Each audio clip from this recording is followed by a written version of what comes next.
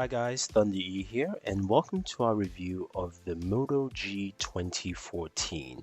The new device is bigger, it's got new features, also new colors, and a whole array of new stuff that Motorola has added to it. So let's jump in and find out if the Moto G 2014 is worth picking up at a budget price.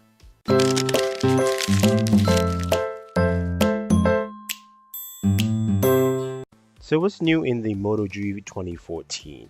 It's still priced at $179, which is great, but they've added a few things to it. So first of all, you've got a 5-inch display, a bump up from 4.5, and still at 720p.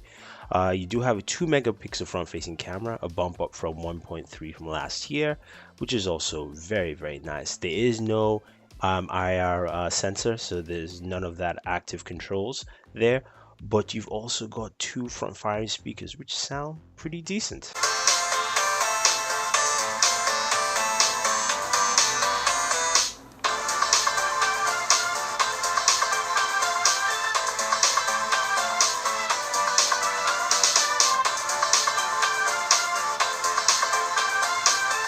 That's a solid addition that a lot of people will love. Now you've got an 8 megapixel shooter at the back, a bump up from 5 from last year.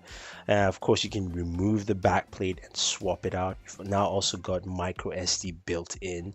It still takes a standard SIM card, and the battery is a 2000 milliamp battery. Now it's powered by a Snapdragon 400 processor, same as what you got from last year, but the performance is still very good on this device. Comes in 8 gigabytes or 16 gigabyte variants, and of course your micro SD expansion goes up to 32. Now you get a whole slew of colors which you can get for the backplate for the Moto G 2014. They've expanded that. You can get 8 different color options, and you can get those color options with a flip cover. So that's also a nice addition on the accessory sides for the Moto G 2014. Now the camera has been improved. The camera UI is still the same. You don't have any of those motion controls twist to actually turn on the camera as you will find with the Moto X, but you can still activate the camera using the volume buttons, or you could just touch the screen. So the volume keys can activate the camera shutter, not the camera itself. Records at 720p for video as well as slow-mo. And capture, the stills are decent. It does a decent job, and you've got a decent camera.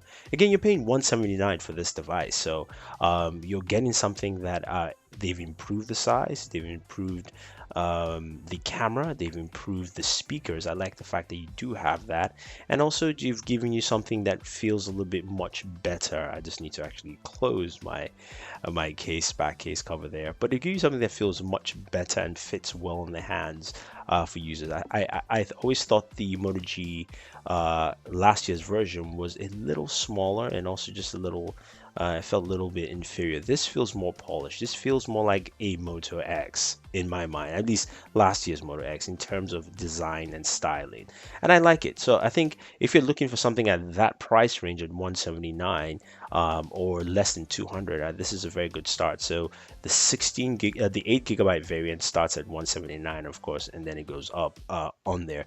Weighs about 149 grams, runs Android 4.4, and will be upgradable to Android L when that becomes available. So if you guys have any questions or any comments about the Moto G 2014, let me know. I really like this device for what it's worth. I think it's something if you want to pick up at that price range. If you have any questions, leave it down below. Don't forget to like this video, share this video, and favorite this video. Do subscribe to the channel, top right hand corner of your screen, and always enjoy your entertainment.